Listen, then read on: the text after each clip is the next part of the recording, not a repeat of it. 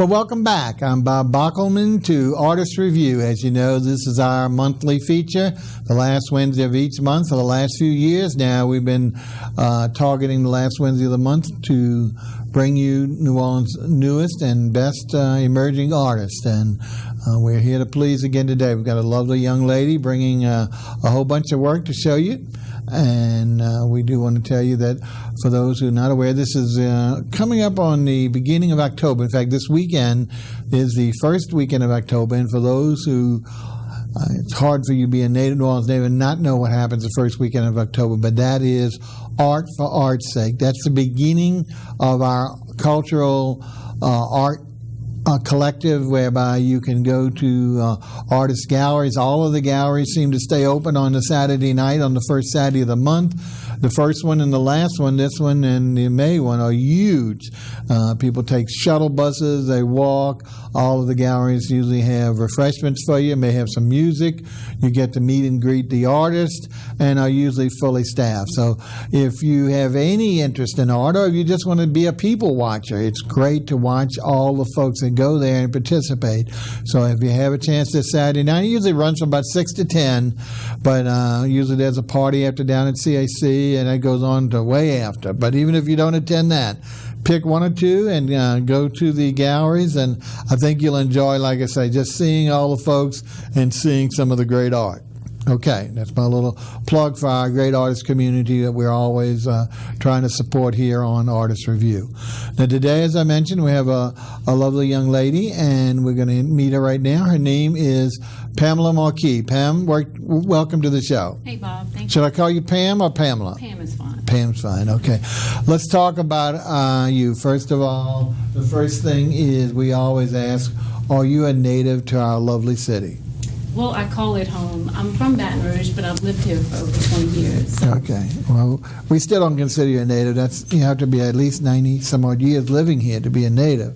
But if you're a transplant. But the important thing is you recognize the evils of Baton Rouge, and you came on down to Sin City, where obviously you're going to succeed.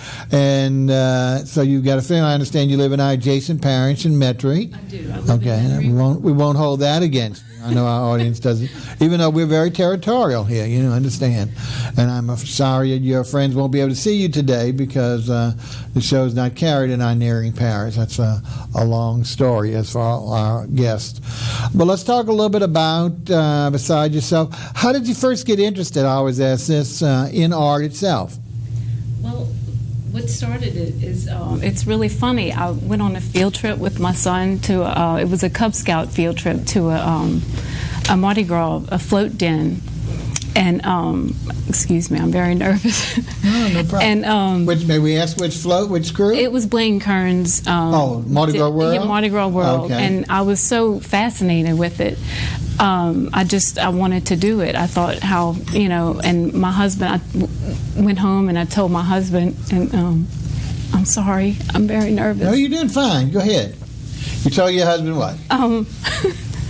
Excuse me. That's okay. I just said, it just affected me. I don't know, I just was fascinated. Just the beauty of it. The colors and the contrast. And so you went home, and when did you pick up a brush or something to try to take action on it? I did. I went home, and my husband knew someone with a parade here in the city, and they let me try out for God, I'm doing awful. That's okay. So they let you try out, and you got interested, and so from that point, you started painting, right? I did. Excellent. I did. All right.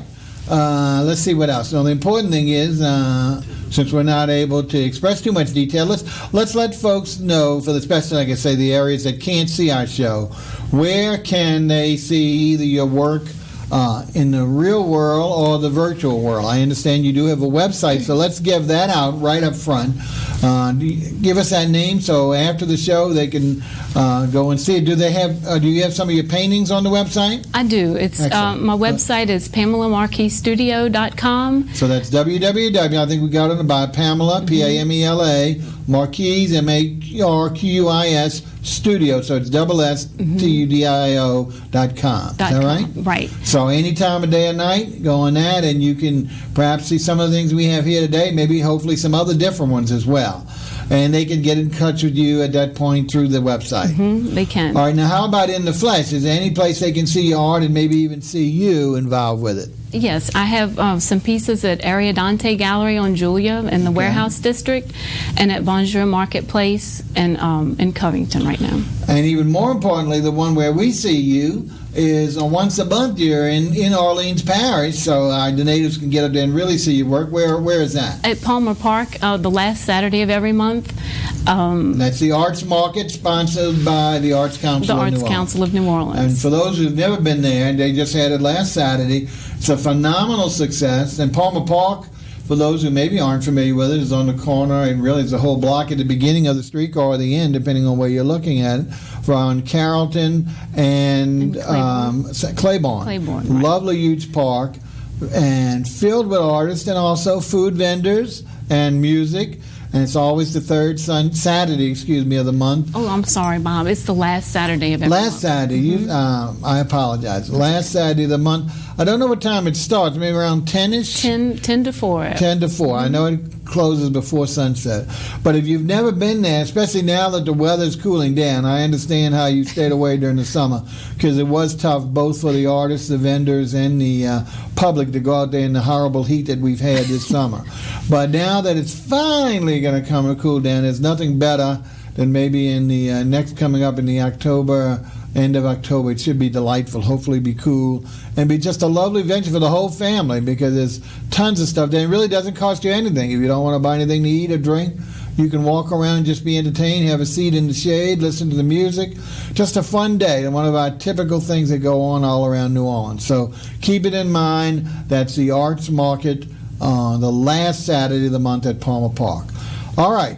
Now let's go ahead, and the old picture's worth 1,000 or 10,000 words. We never get that old adage correct.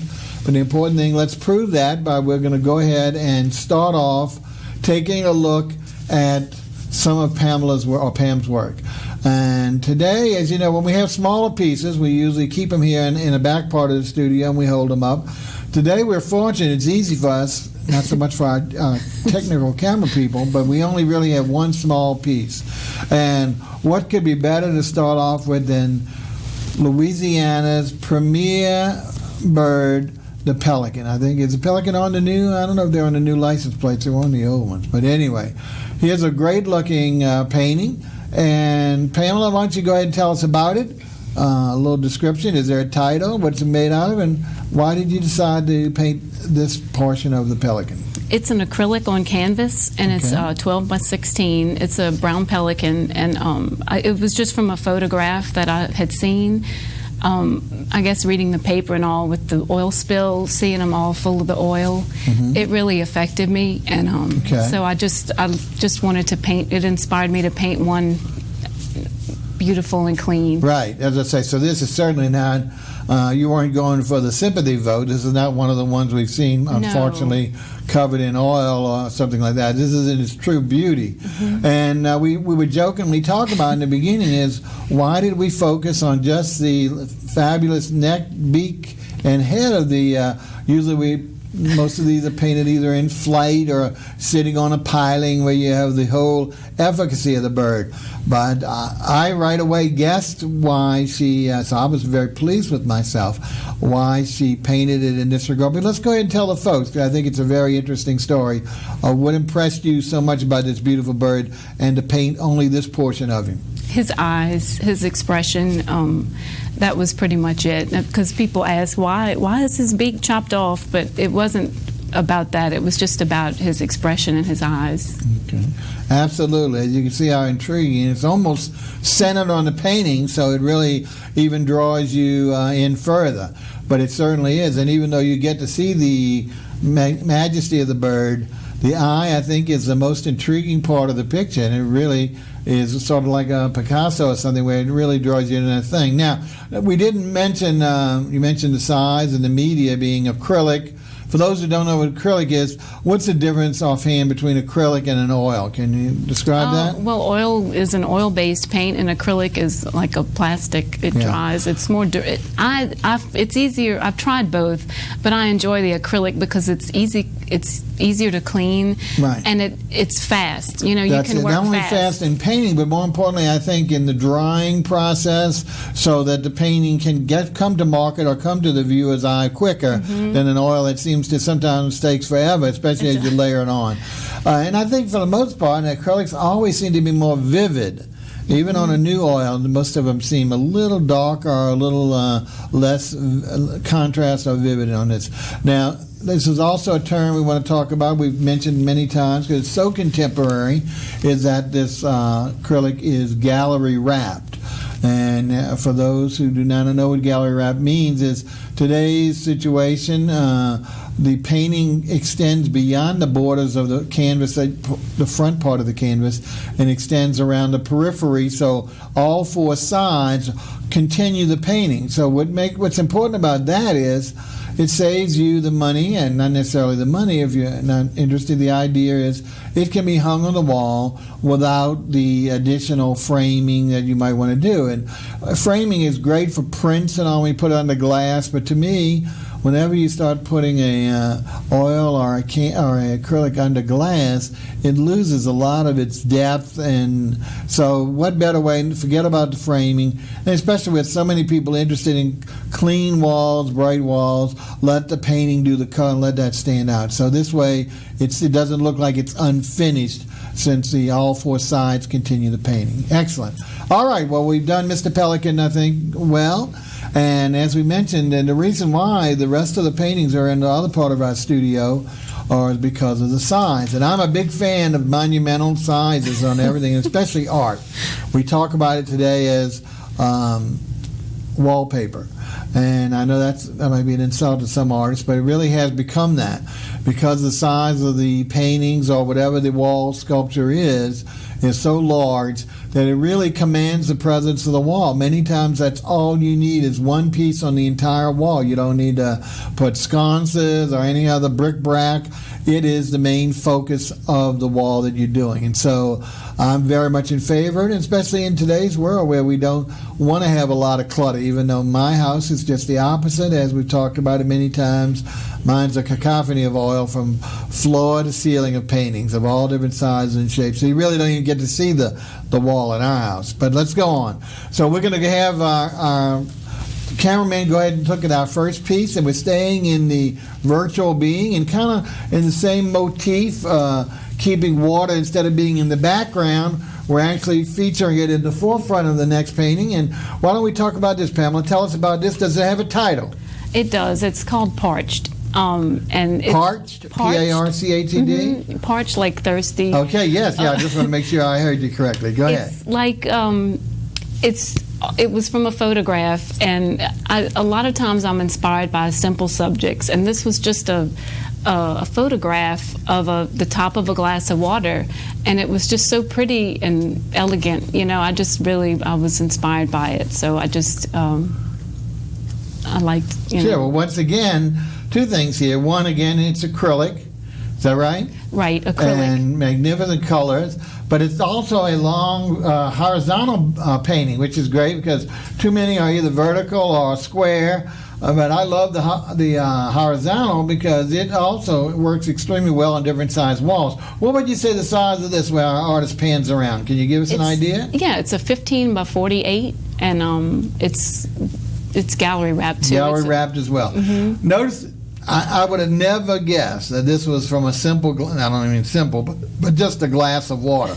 To me, and especially folks, if you see it in person, or maybe, is this one also on your website by any chance? It is. It's on my website. Maybe you can get a better scope of it, just tell you the size of it. It really reminded me of the ocean, and that's why I related it to the pelican, whereby I'm sure he's usually on a much broader scope of water than a glass of water.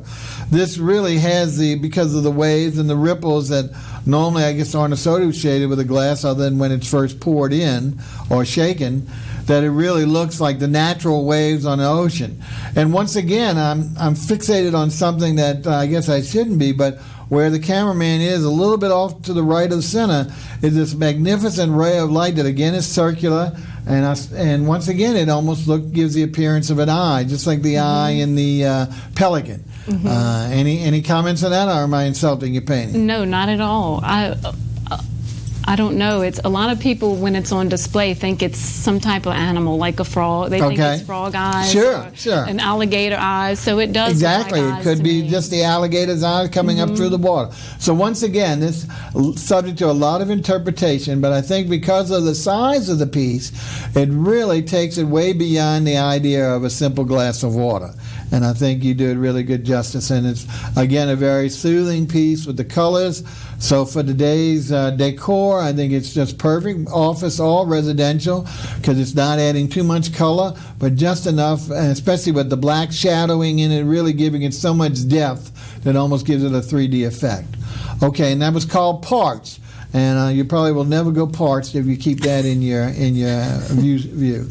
All right, let's go on and we'll move to another one, which I'm talking about in the real world scenes. And let's see what we're going to have.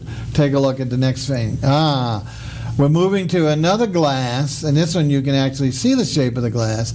But this is a little closer to home, especially to our restaurant shows and many of our audience out there. And this is a glass of vino. Is that right? Right, it is. All right, tell us about it. How about it? Is there a name? Glass of vino? Is that what it's called? It's called Red Wine, and it's an acrylic on canvas, and it's a gallery wrapped as well. Okay, now let's talk a little bit more about. This is a very large, almost a square. What is it? Any idea of the size on this? It is 30 by 30. 30, so it's almost 3 feet by 3 feet. And again, it's canvas, right? It's canvas. Acrylic. And did any particular glass of wine? Is there any story behind this glass of wine? It's from a photograph as well. Just I just love the contrast, the red, how it went from the light to the dark. And I think there's a shadow on it, but you can kind of tell. You can see the contrast a little bit. Yeah, definitely brings it out so much. Now, I have to ask, with this begs, after the first 3 paintings, it seems like everything you've painted so far comes from photographs. A lot. Is that a deliberate attempt? No, I don't know. It really... Have you ever done anything It's a good question. from real life? From real life, a few things here and there. But it's not your forte. No, it's not. That's interesting. That's very. We need to get into the psyche of that. Because usually, I hate to say this, but most of the other artists, it's the other way around.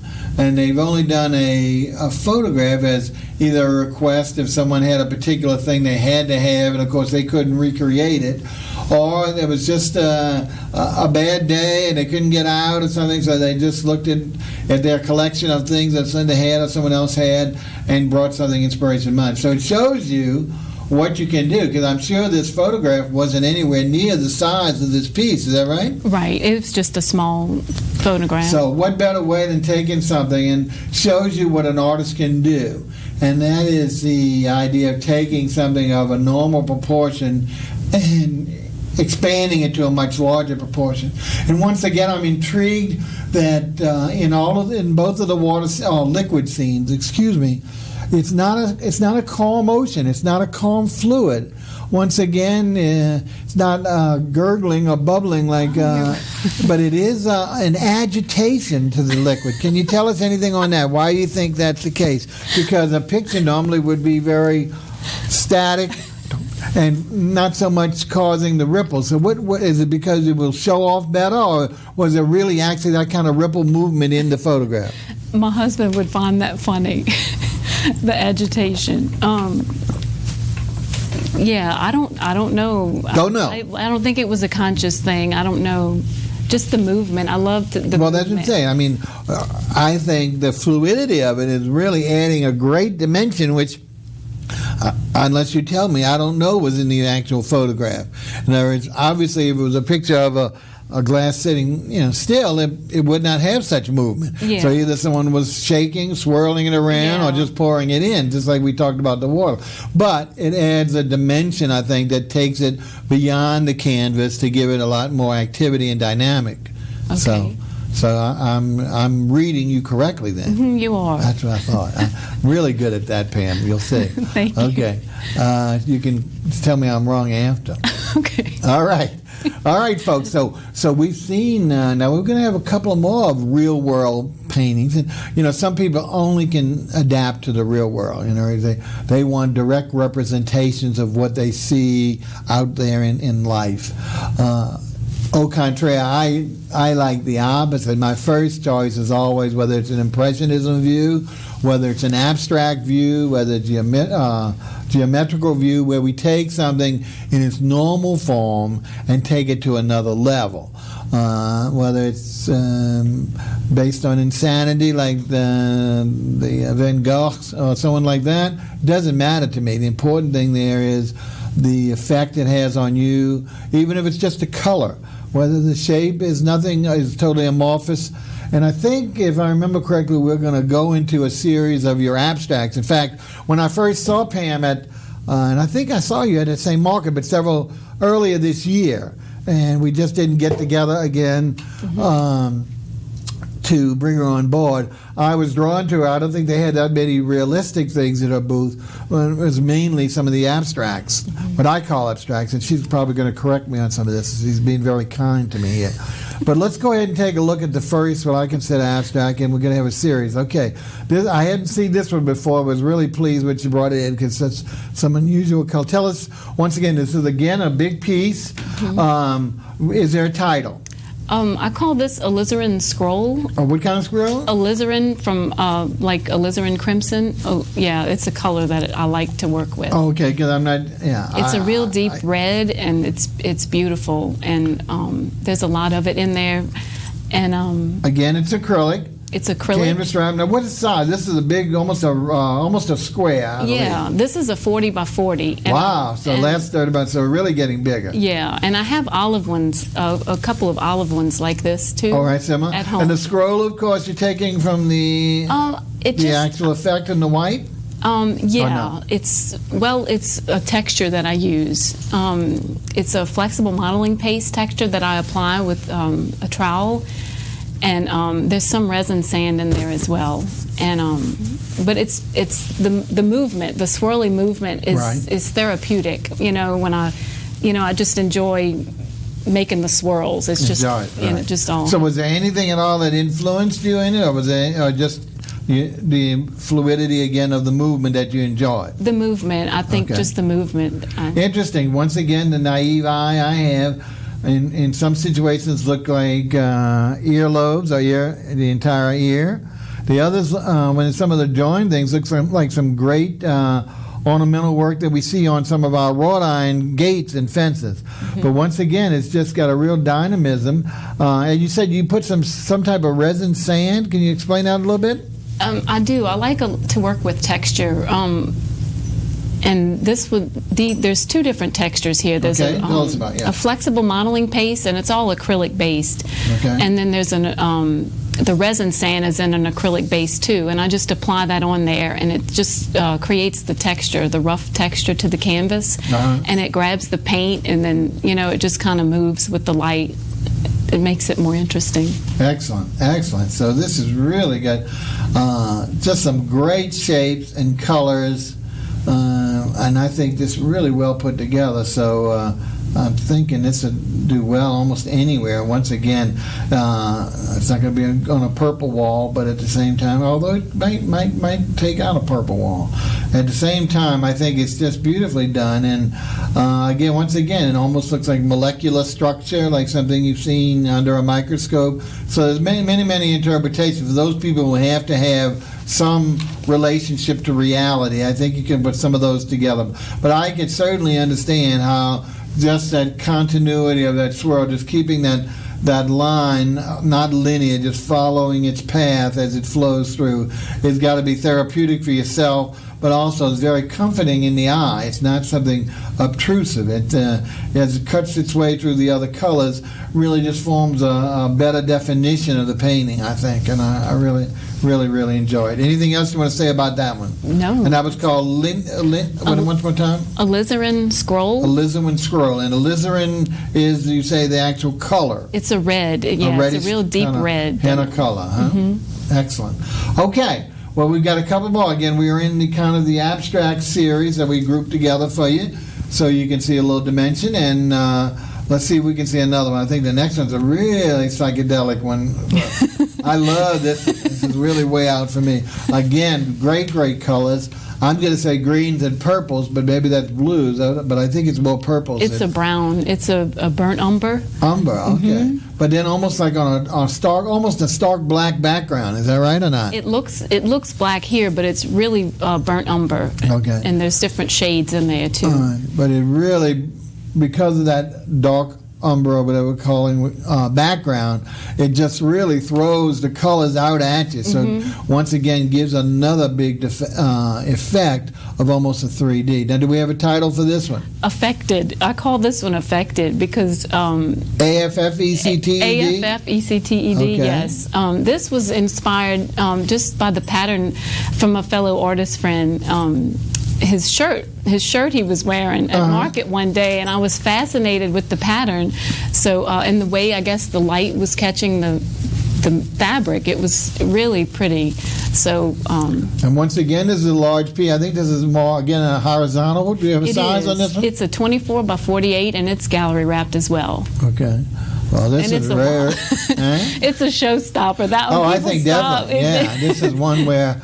It's almost glow-in-the-dark type green. It is. So not for Halloween necessarily, but just in general, I think if your lights are off, this will just be a tremendous. And it's almost like a flower. When you focus here, as if this would be the center, it gives almost a flower definition in those curls, of ribbons. It really looks like ribbons, but in a floral shape. So it's kind of ghostly-like, but at the same time, it's really got a lot of things going for it. So it's one of my favorite of your abstract pieces. I think it really stands out a lot.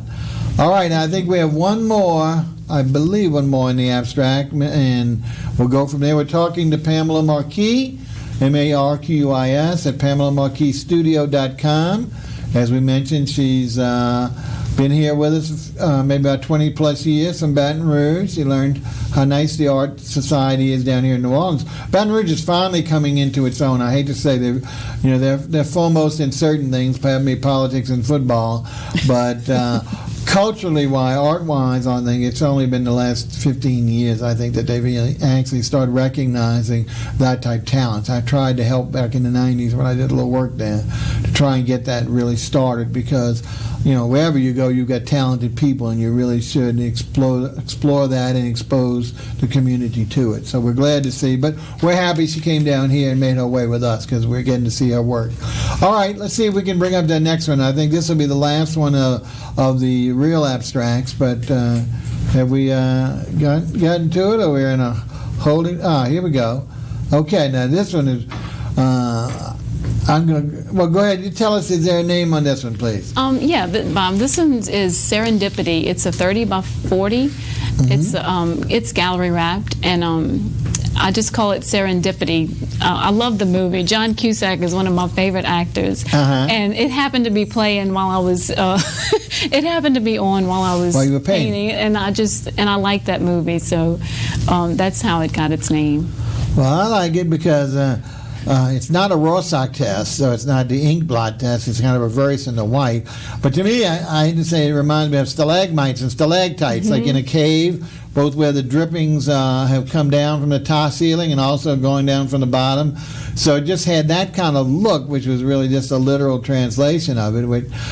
But your explanation is a lot more apropos. But once again, I think the colors are just magnificent because you've got these real muted shades of almost cave-like look, really, in the background with the browns, the grays, the blues, and the shadowing of it, so that the white drippings really are pronounced. And again, this is a tall piece. This is more of a vertical piece, and we're talking about acrylic on canvas, gallery wrapped. All the pieces, I think, today are so. And what type of size do we have here? A 30 by 40. 30 by 40. So we've seen some nice variations of these where we've had them all horizontal and all mixtures of that where they approximate either even or closely even to sizes.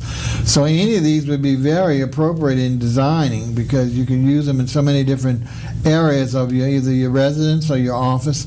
And I just think this would be a great piece, again, for a nice white wall. It just will emphasize that white so much more with just that touch of color. Anything else you want to say about this piece before we start moving again? No, that's... No, okay. All right. Well, let's see what we've got next. And I think we're going to take something back, a little back to reality. And I think this is going to be, I don't want to call it Swamp Tour, but I believe this is our homage to Mother Nature. Let's see if we can... oh, no, I was wrong. Oh, Bob's always wrong. This is, hopefully, I think this might be our last abstract. But the reason why I overlooked this one, I forgot, because color-wise, it's very similar to the last one we've seen. Now, poor Pam can't control herself here, so we're going to have problems. But, folks, I hope you'll agree that at least you see some resemblance to the previous one, and that with regard to coloration. Pam, can you compose yourself and see if we can talk about this one?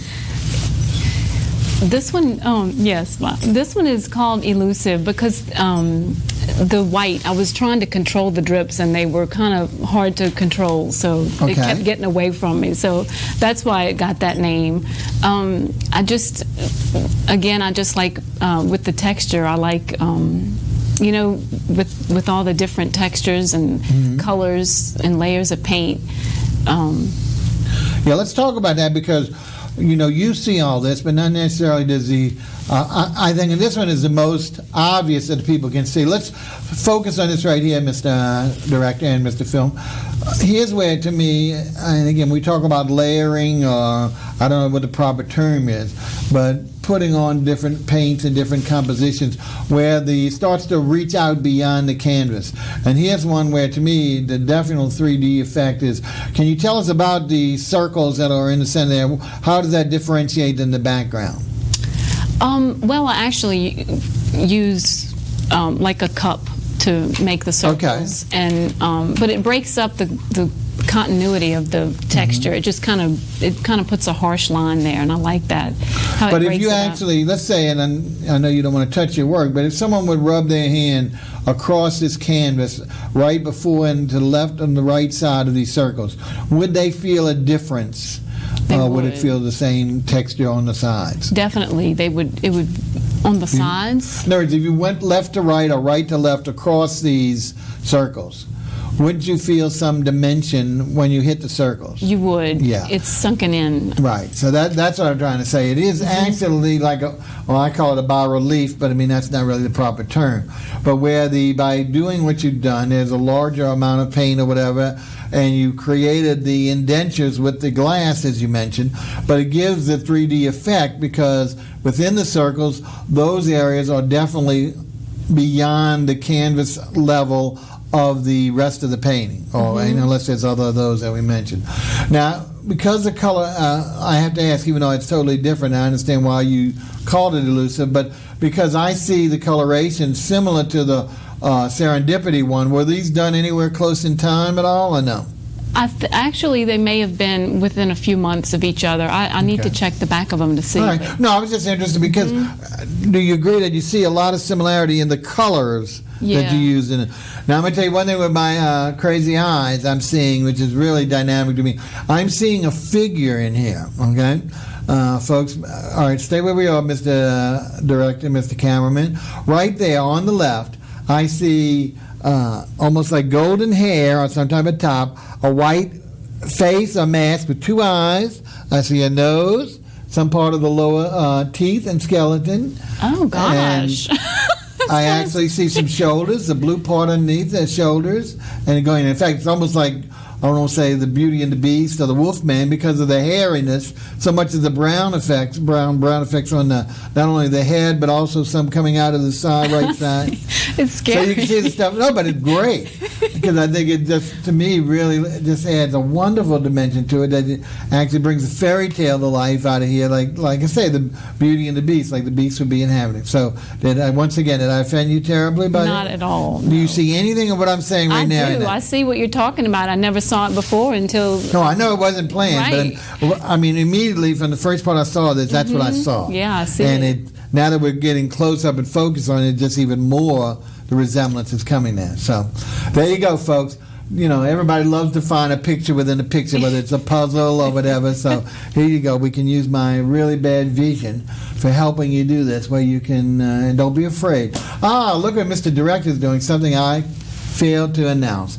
Once again, we always encourage callers. If you're watching us during the live broadcast, please give us a call on our standard 2 numbers flashed on the screen right now. Don't hesitate to ask Pamela any questions. She's excited. She was so excited when I told her that callers were coming, that we would have a caller hopefully today. Or anything I can answer about the show or about the piece, because you see, I'm doing a great job of interpreting most of this work. You are. So don't hesitate to give us a call on one of those numbers if you'd like to talk to us about anything. Meanwhile, we're going to forge ahead. And I think, God darn it, we're going to move back to reality at this one. I think so. Okay. Bob's not totally confused in the head. Let's take a look and see if this is not that return. Well, really, the beast, whether the beast lived in the cave that we just saw, or whether he came out of the swamp. Oh, no, wrong one. Okay. But similar, we're talking about, I call it Mr. Bamboo, all right? Okay. I love this piece because it's so realistic. Now tell me instead that these are nuclear isotopes. What are we watching? It is what it is. It is what it is. What you see is what you get. I'm afraid of that statement. What could that be? It's just bamboo. It's just a simple, from a photograph. Again, I know. Who's taking all these? I have to ask now. Who's taking all these photos? A bunch of people, at the zoo. Or you? I took it at the zoo. So you take most of these photos. Bamboo, some of them, yeah. Some of the animals. So you're really starting your inspiration by photographing. See? I love photography. Excellent. Well, that's one of the hardest mediums that we can't get on the show. Really? We had one the entire last year. So far, none this year.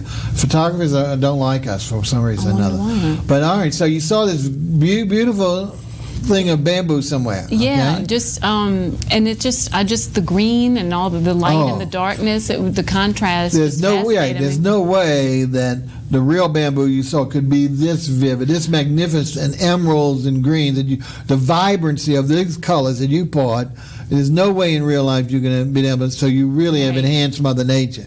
Right, yeah, no, I've just added the lime. I mean, I just like the lime. You definitely have enhanced Mother Nature. I enhanced Mother Nature. You surely did. I mean, like I say, and unless you change it to nuclear radioisotopes, it's still again, this is a horizontal piece. What size we're talking? It is. It's 24 by 48. A lot of my work is that size. Okay. Well, yeah, but it's okay. But we need the folks to know. Now, once again, just like this would, I don't think it would work well paired together with it, but it has that same vibrancy, that dynamism that the, and I forgot what she's called it now, that other abstract one had, which I said were like florals, and it was a person's shirt. I've forgotten the name of it. It's affected, right? Yeah. It looks like... It really does have that same dynamism. Again, because the back there, you're going to tell me it's not black, it's umber, whatever it's called, but that really just makes the colors so dynamic that they jump off the canvas. So this is one, whether you like vivid reality of bamboo, or whether you like the exotic fantasy of a beautiful shirt pattern, either one of these pieces would certainly fulfill your desires and just be great for adding a pop of color. That's what they love to say to the designers together, the wild color, the pop of color to a wall or something. So this would really be a great piece.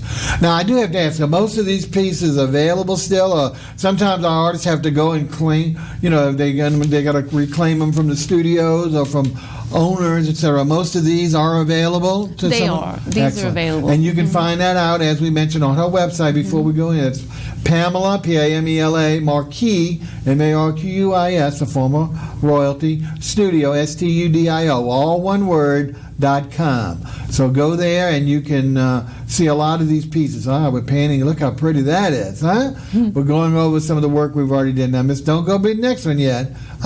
Perfect. Look at that. Good time. I tell you. So we just did a recap of the magnificent pieces that we've just looked at, and I think that might be about halfway through, huh? I think that's about fine. We try and bring 14 pieces to you folks so we can fill up the hour, and I think we should be coming around the middle if that wasn't enough.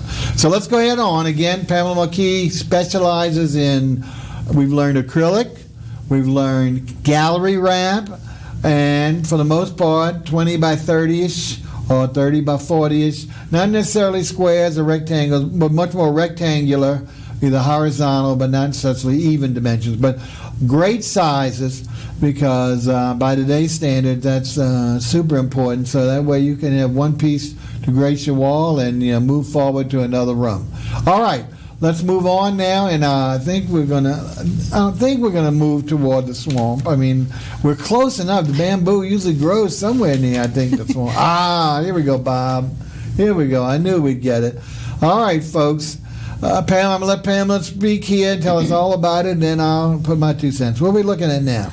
This one I call Morning Mist, and it's just some trees with fog. I must ask, is it from a photograph, or did you actually go outside in the morning? No, this was just from, just in my head. I didn't use anything for this one, just the... But at one point in your life, you actually saw these trees, or some form of these trees, in the morning mist. Mm-hmm. Okay, so it's not totally fabricated. And I was trying to go for the depth. I guess it was really, as a practice, I was trying to play with the depth, the perspective. Sure. And I started with the trees in the distance, and then work your way forward. Work my way forward, and the closer you get, the darker they are.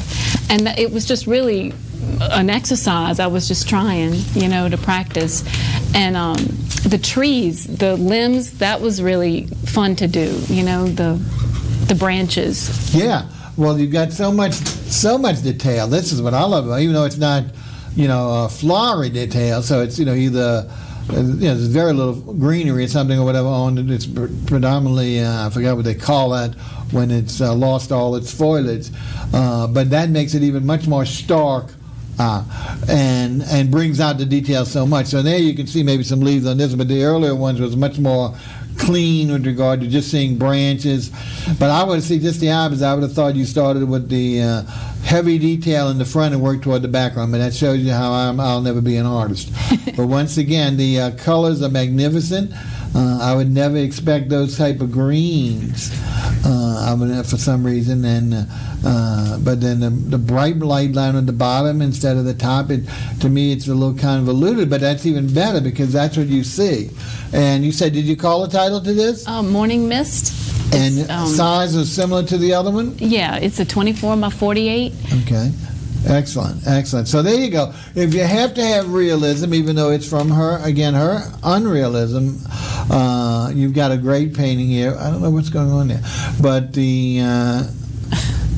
we're so involved with the swamp scenes here in southwestern Louisiana that I think this would supplant some of those. All right, let's move on. And what's that? I guess hopefully it's the monitor, huh? Looks like waves of black are going across my face. Look at that. Is there anything wrong there?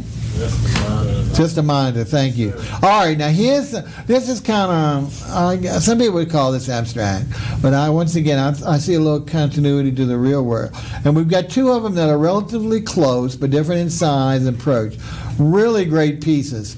And why don't we talk about this one up front? There's a name for it. This one I call Resonance. Resonance, okay. Resonance, and it's really my signature piece. This one is my good. It really, I sell quite a few of these. Okay. And why do we call it Resonance? Well, there's another way I do it. They look like people sometimes in the background. It looks like a crowd of people, and people identify with it. It's very simple, but like people who cycle, or they see soldiers, horses. People have all kinds of. So it's not just me seeing things in your work. No, there's a lot of people that see things in it that I don't even. It's like people see it and I don't. But this one is more muted than the one that I sold just a couple weeks ago. It looked like people more. It had more human anatomy shape. It did. It looked like soldiers or people. And once again, within the contents of the lines, it does look like it has that same bas-relief look where it's it comes out off the canvas. So that's great. Again, what size is a horizontal piece? It's horizontal. It's a 24 by 48 gallery wrapped.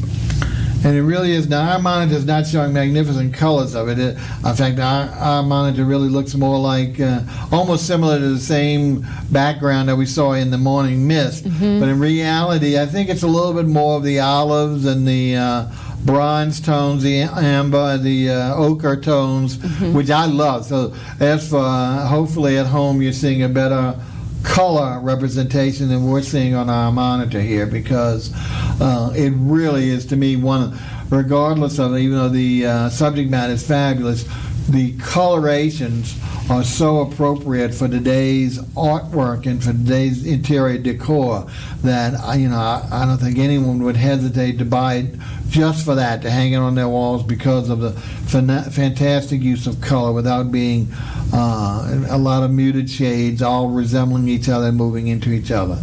All right, now let's go to the next one, which is in somewhat a similar vein, even though the dimensions are totally different. And let's take a look at that again, and you can tell us what the next one's called. Do you know offhand? There we go. This one is the Muse. The Muse? Muse. Okay. And it was just, I don't really... You don't know what?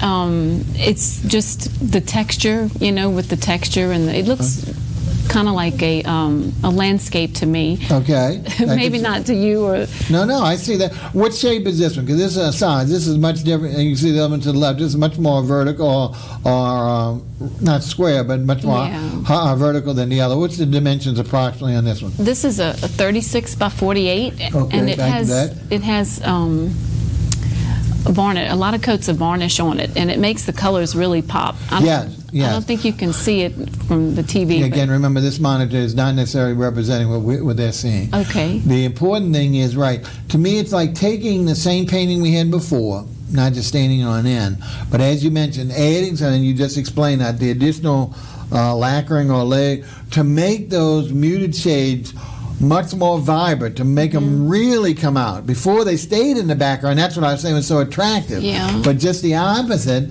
Here, we're taking the same thing and now emphasizing, bringing it out. And it's just as important in the look to me as the first. That's what's so amazing.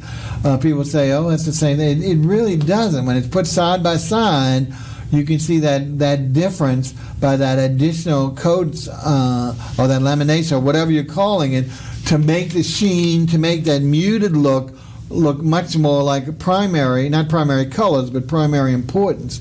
So once again, it's really emphasized. And I can see very easily a landscape situation. Again, additional things coming out, but much more than the previous one, that it really looks like the sky above, maybe, and then even maybe a reflective pool or something. So it really is a very interesting. And this one is called what? The Muse. A Muse. Not A-M-U-S-E, but A space M-U-S-E. Yeah. Okay, good. Resonance and a Muse. Both excellent pieces, and they really would be interesting to have both of those in your collection, because I think they are phenomenal. And as you mentioned, they are some of your popular pieces. Mm-hmm, they are. All right, let's move on, because we've got a few more before we finish the hour, and we want to tap base on it. Let's see what we've got up next, Mr. Cameraman. What do we have? I guess I've forgotten. Now we're going back into the abstract, and this is really, I told her, one, if not my favorite piece. For those who know the Impressionistic movement, and some of you will say, oh, Bob, that's not Impressionistic. It's not. It's more like the Cubism, and very much by a famous painter called Mondrian, M-O-N-D-R-I-N, who used a lot of especially the squared or rectangular shapes, but he was predominantly fixated on primary colors. So here, just the opposite. We've got a lot of those similar shapes, very geometrical in its performance, but done in, again, muted and magnificent tones that really is much more reflective of today's society than back in the turn of the 19th century. So tell us first, and this is a big piece, and certainly one that I would be thrilled to have in my collection. Let's talk about the size on this, and then let's get into specifics. What size is this, please, Pam? It's a 36 by 48. Right, same 3x4. And you got a name for it? Sanctuary. I call it Sanctuary. Now tell us about that. That's beautiful. Here I can see one right away. It looks like a stained glass window now. But go ahead, tell us, why would you call it Sanctuary? Any idea? I have to say, a lot of times when I'm in church, I'm just so drawn to the light coming through the window, and not that the window looks like that, just the light just coming through the window, it fascinates me. I guess I don't know how else to put it. It just, the contrast and the light. I was just drawn to it, So sanctuary, place of worship, I thought, Yeah. So. But you see where I say that this really good, because many of the churches today, especially maybe non-denomination, don't necessarily use the typical old realistic of personnel, religious folk, and have gone to strictly some type of ornamental coloration. So I could see where this would be just a magnificent stained glass window. So that's what I'm saying. So it just adds another dynamism to it. But as for a piece on your wall today, I think this would really be a tremendous add to your collection, if not piece, because this would really make any wall, especially in an entranceway. I think if you, in the first room in your house that's visible, I think this would just be a beautiful piece. So again, because of the tones being so muted, and even though they blend together, I can see once again where you get that solitude, that idea of peace and sanctuary, so related to the religious object necessarily, but not without being a religious object. So I think it's a great, and again, I had to say it is probably my number one favorite in your collection, so congrats to that. That's what drew me to you. Okay, let's move on, and I think we've got a couple more. We're getting down to the wire, folks. Pamela Marquis, and then we'll finish up after we get to see. I think we've got. Okay, now here's what I forget. What do you call it? Do you have a name for a duet? I call it a duet, but I know there's triptych when it's three. But what is there a name for when you're two pieces? A diptych. Diptych. Okay, that sounds terrible. All right, these are two very vertical pieces, and you can see them there together. What we're going to do is we're going to look at each one independently. We'll let you see them together. You can certainly mount them. It would be a great concept to put them side by side. But let's see, do you have a name for it? Let's go to the one on your left, and then we'll pan through it all, and then we'll go back to the right. Do we have a name for each of these pieces, either together, collectively, or individually? This was an early piece of mine. I just, and I really don't show it very often just because I like it in my house. But it just... And this is an early piece, you said? It's, kind of early. Okay, that's fine. It's just a technique that I use, and it's just poured. And I did them together, and it's a 12 by 48 is the dimension of each piece. It's great for narrow walls, great. And it's acrylic, and what are we calling it? Just an abstract drip. I never named it. Okay, never named. Well, that's okay. It doesn't have to be a name, and all the rest of them, you had names. And it's 12 by 48. This is the left panel. And we're going to go follow it all the way down, and then we're going to move over to the right panel, and there we go. A great look, because again, full vibrancy in the colors. Again, so this is great about some of your work. You go from the muted colors that we've just talked about to the very vibrancy, and here's kind of a blend of the two, because there's some mutation or some backness of some of the lighter shades, but then the other shades, the greens, the purples, and then oranges are just super vibrant out there grabbing you, like glow-in-the-dark colors like we've talked about before. So this would really, once again, be a tremendous piece, whether it's together or individually, and great because of its size, because many times you have a wall that's not as wide as something else, either because of window placement or something like that, where this hallway, something would just really put a pop on that wall. So we really like both of these pieces. And again, it certainly doesn't look like just drippage, even though I understand what she's saying, because it looks much more not contrived, but certainly deliberate in its colors and in the shapes. But it certainly has that linear, that great addition, since it's done in the vertical mode and narrow. The linear concept is really emphasized with the colors. So I think you did great with this, even though this is an early piece. I thought this was a later. Now, we're coming to the last piece, and remember what we just saw. She said that was one of our early pieces. Had all those vibrancies, all in a linear pattern.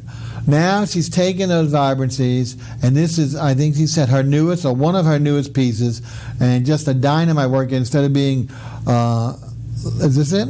Or is this another? Yes. Scared me there, but we're painting down from the back. This is, again, a large horizontal, so this would be something about 48. What would this be? Yeah, this is a 24 by 48. 24 by 48. And it's kind of like a patchwork quilt. I don't want to say a patchwork quilt because, again, it's in these tremendous neon colors that we talked about just recently on the one right prior. But done in a beautiful patchwork design that, and again, the geometric, like we talked about, the one two before this. First of all, do you have a name for it? Refuge. Refuge. Yes. How did we come up with that? I think, I couldn't really hear. Like, I'm fascinated with the glass. You know, the light coming through the glass, and that's what I wanted to simulate. All right. Now, was this from anything at all? No, I just. A lot of times I just experiment, like with the texture and all. Sure. I just used an object to make the squares, and they're kind of messy. They're not exact. And then I just added, painted after that dries. Then I paint on top of that, and then the varnish is what makes it all the colors stand out so bright. So it's kind of like a cross, folks. We want to really bring it down to crass reality, to a cross between what's that daytime program where they turn the numbers and they read the letters? Wheel of Fortune and Close Encounters. Okay. I think a great hybrid. So really fantastic. But once again, she's talking about that wonderful colors, and I could see with a recluse because of almost the incarceration of all the blocks. But again, the beautiful stain color going from some of the dark shadows to the vibrant looks. Again, this would be a magnificent piece on a bright white wall with nothing else there. It just really would. Over a sofa, since it's a nice horizontal sofa size, something like that, a large piece, a break front or a low dining table would really be magnificent hanging. Okay, well, we've done a virtual tour for you folks. We are so pleased. Pamela, thank you for coming. Thank you for having me, Bob. Oh, we enjoyed it very much. Again, Pamela Marquis Studio, all one word.com. Also, don't forget, you can see her on the last Saturday of the month in Palmer Park at Arts for Art's Sake. Go to her website, and you can see some of these pieces and some others on her website, and also at the Aradante Gallery in the Warehouse District, I believe, and on the North Shore if you care to go over there. All right, folks, as we said, we're so pleased to bring you this. We will be back again next month. In fact, we talked about Mardi Gras a little bit in some of this inspiration. We had originally scheduled a great local artist, Brian Bush, is a very good friend of mine. In fact, I have a lot of his pieces. He actually was on the floats with the two different firms, and he creates everything out of paper mache. So he does a thing called we call it the float fleur, the magnificent flowers that you see on floats in the old line parades. All his, or not all, but predominantly his work. So now he's actually marketing this along with anything else, but he specializes in paper mache. So we'll see you at the galleries. Don't forget Art for Art's Sake this weekend. See you next month. Take care.